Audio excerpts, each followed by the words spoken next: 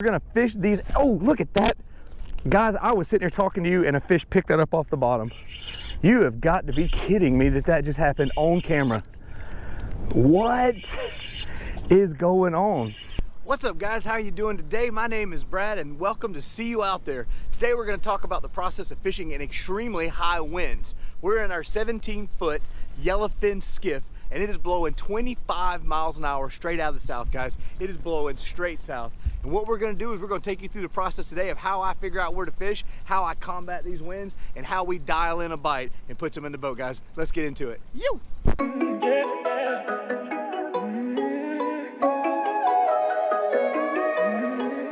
We said in the intro, welcome to See You Out There. Welcome to our channel and welcome to Galveston, Texas.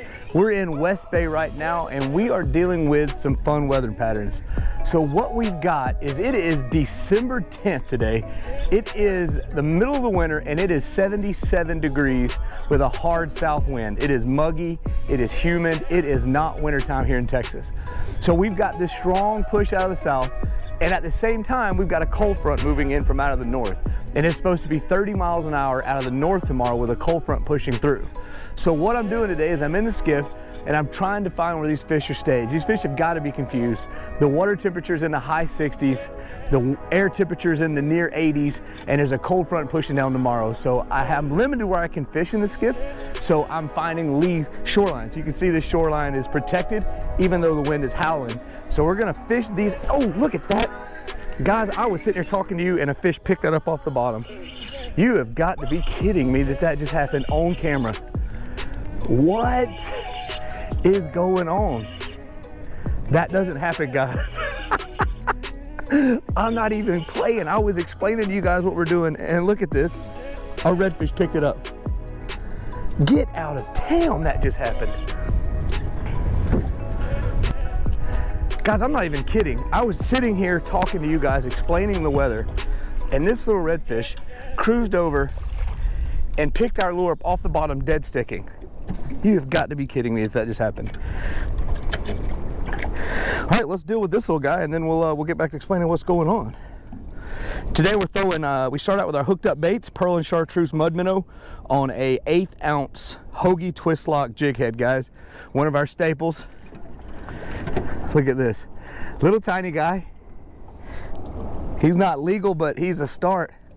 All right, let's let him go. He's probably 16 inches, 2 spots, 3 spots and a half. He's got a half spot, so we'll call him a 3.5er. Off he goes. Literally first cast. I rolled into this spot. I'm protected from the wind. I'm trying to locate the fish. I'm sitting in about 1.5 feet of water right now, and there's a drop off to 3 feet of water in casting range.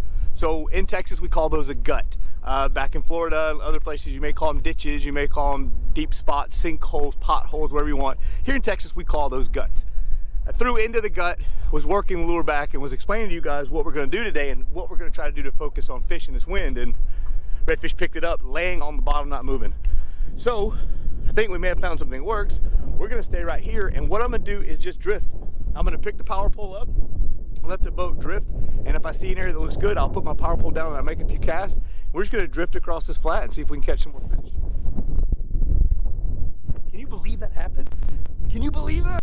All right, guys, let's get back to it. Like I said, we're throwing a hooked up baits, pearl and chartreuse mud minnow. This is a 3.5 inch lure on a 1/8 ounce hoagie twist lock jig head. The hook size is 3/0. Let's see what we can do. If we can do that again. Goodness.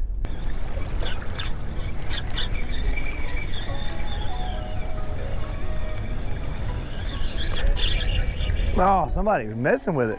I think I hooked him. I did hook it. What in the world is this? It's a little trout. Oh, you little turd. A little trout had it, was swimming right at me, guys, and I think my tail got spun around and I couldn't put the hook in him. I got the pin down. We're in a little bit deeper hole here, about 4 foot. Those fish may be laying in this 4 foot.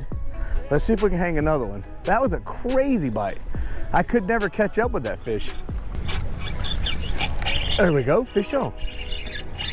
It's a trout, he's up top. I don't think he's a keeper, but we're starting to figure something out.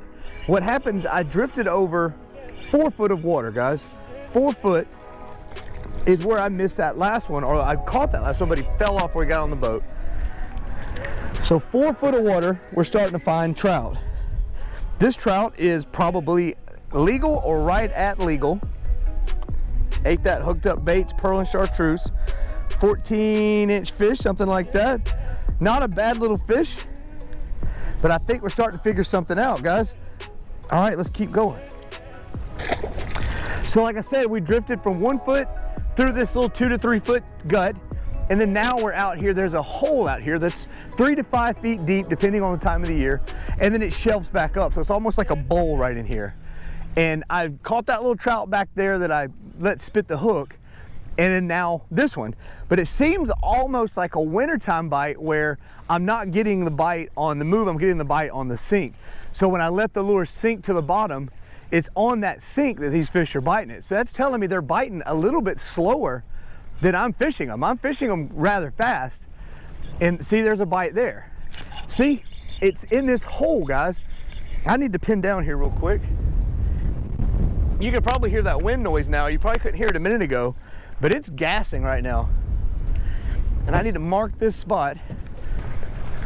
All right, let's see, are they in this hole? That's 3 fish in that 4 to 5 foot of water. So I marked it on my plotter. So now I know right where that was at. So I can spin back around and lock down on that, power pole down and fish it hard. But I want to keep drifting to see if is it the 5 foot of water, or am I still getting bites when I shelve up? See, there's another bite. It's very, very subtle bites. Not real aggressive, it's very winter time-ish. Oh, see, and I keep missing them. Interesting.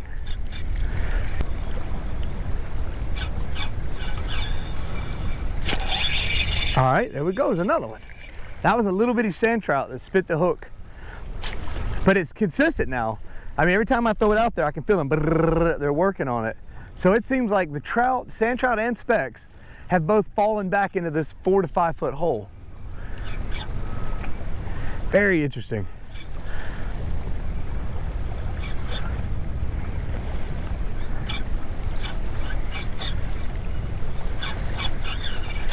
All right, another one, another trout. Same depth, same situation, sinking, high winds, fish biting. I mean, come on, guys. That's another legal trout that just spit the hook and fell back in the water. But hey, they're biting, guys. It's consistent now that I've figured it out. 3 to 5 foot of water, the fish are in it, the wind's not affecting them. We're not even in a minor feed right now, it's just random time. Fantastic. I may reduce the size of my lure again. I may go down to a JRZ kicker tail, something just a little smaller profile, but I don't know, they're eating up this freaking hooked up bait right now. They're wearing this thing out. I'm definitely gonna make another drift through there.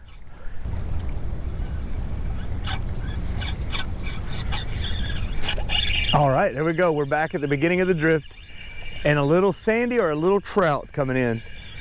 Same thing, as soon as we got to this 5 foot of water, guys, I let it sink and a little sandy inhaled. I mean, inhaled that freaking hooked up bait's mud minnow.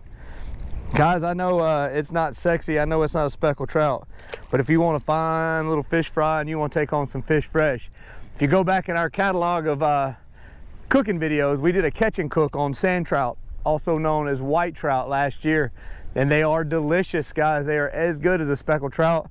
Take them home, eat them fresh. Just take what you need. I'm telling you, you'll be impressed. You may not want to post a stringer of white trout on your Instagram page, but if you take them home and cook them up for the family, Mama's gonna be awful proud of you. There's a little, see that rod tip bouncing? See that rod tip bouncing? I hooked his little butt, but there ain't much to him. You just see him wearing that thing out, guys. Look at there, little speck. No, a nice sandy. That's old trout taco right there, y'all. That is a beautiful fish. Those colors are gorgeous. That purple color, iridescent, that is a gorgeous color. We need a lure that color right there, guys. That is a color we need to put in a lure. That iridescent white trout purple. And I want to call the lure white trout. Lure makers, Jerry, Jason, let's get an iridescent lure called white trout in the mold somewhere, guys. That is an absolutely gorgeous color.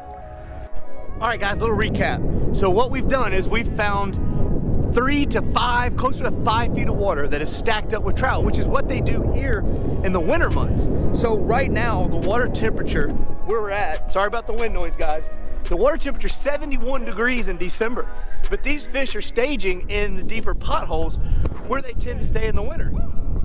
So I've got a line of 3 to 5 foot water that goes here towards that marker. I don't think you can see it off in the distance on the GoPro, that these fish are stacked up in. I fished in 1.5 foot, I fished in 2 foot, caught that small redfish. I think that was probably a fluke, I think you'll all agree. But this line of 5 foot water is holding them. So we're gonna continue to drift this, continue to throw that hooked up bait. If I keep missing them or losing them, I may go to a smaller profile lure like a JRZ kicker tail in that pink color. Let's make this drift and see what happens, guys, but we're definitely on them right now. There we, ooh, that's a little better fish. Little shoulders on that one, that's a little better speck. Or is it just a big sandy? Come on. Yeah, that's another nice speck. All right. Look at this guy. Chomping on that hooked up baits again. That's that color right in there, guys. We need to lure that color. That is beautiful. I tell you what, specks are a gorgeous, gorgeous fish. They are absolutely beautiful. I get why everybody loves them. I understand it. They are a lot of fun to catch, and they are a beautiful, beautiful critter. The closer they get to 30 inches, the more pretty they get, though. You guys do something for me. Y'all go down in the comment section below and tell me the biggest speckled trout you've ever caught. Winter, summer, live bait, on a corky, it doesn't matter. The biggest trout I've ever caught was 25.5 inches, and I caught that fish on live bait. The second biggest trout I ever caught was 25 inches, and I caught that fish in a cast net catching menhaden one morning for a snapper trip back when I was a charter captain. So the quest for the dirty 30, the 30-inch trout, is hot on my mind, guys, and every year this time of the year I get jazzed up to try to catch one. I know the boys down south catch them. I know some of my guys here locally know where they're at. But go down below, guys, and tell me the biggest speckled trout you've ever caught. Guys, we are going to switch lures real quick. This hooked up baits is doing the work for us as usual. We're going to switch over to a JRZ. They sent us some awesome colors, guys, and I am digging these lures. So I want to throw one of these a little while. I want to see how this pink one's working today. I had great luck with it a while back. This one's called Pink Passion. We're going to chunk this guy for a few minutes, and then we got some other fresh colors from him, Modern Roach and some other fun stuff we're going to chunk. You guys know this stuff does the trick, so we're gonna switch over and keep throwing these JRZs, switching back and forth. We've caught a handful of fish today already, so I want to mix it up a little bit and keep experimenting with these new lures. All right, let's get the power pole up. Y'all ought to be able to hear that wind noise now. It's blowing today.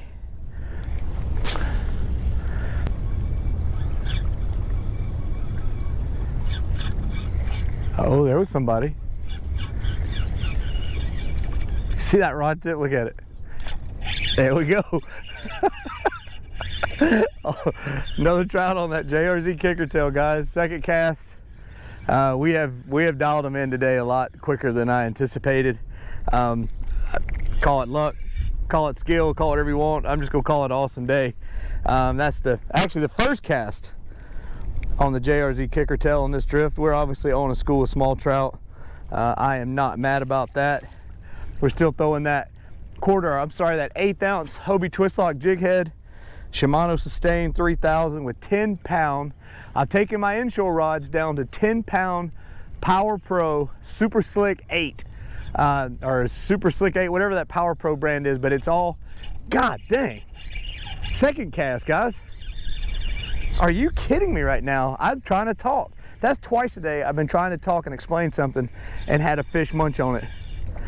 And that's a mean, mean sand trout is what that is. Absolutely inhaled it. You know, that color sure matches that white trout purple. Jerry, you might already have the lure. What a gorgeous fish. A gorgeous fish. Make sure our lens is clean. God, our hands are slimy. Let's get it back out there and see what happens. There he is. There we go. Another little trout. I keep waiting to hang into a big redfish in here. That's what I'm waiting on. It's another little speck, little small speck. He wouldn't be legal if we were keeping him today.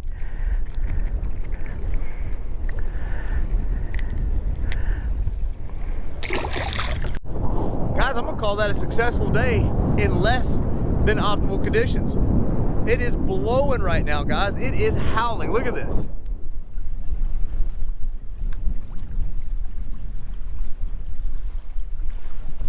We came out here to 17-foot yellow skiff, caught plenty of trout and white trout, caught a redfish right off the bat, guys. High winds don't mean you can't fish, it just means you can't go where you want to go. You got to go where you can go, guys. So this is just a fun little video of me to get out and fish, try to explain to y'all or show you guys that it's not, just because it's windy don't mean you can't go. Mix up your game, do a little map research, watch your lunar tables, watch your tides. You can still get out and catch fish and have a great day, guys. Y'all do me a favor, y'all go to our Instagram page. Here's the link right here, and y'all send me your biggest trout. I want to share your biggest trout. So y'all send it to me, tag me in it or whatever. I want to share y'all's biggest trout on our Instagram page. If you're first time to the channel, guys, we'll see you out there. What we do is Sunday fishing videos and Wednesday how-tos and all sorts of wonderful things. If you've never seen our how-to videos, here's a card up top to one of them, and then we'll have a link to one after in the end card, guys. So we hope you guys enjoy it. Hope you enjoyed the video. Remember, we'll see you out there. Yo. Yeah.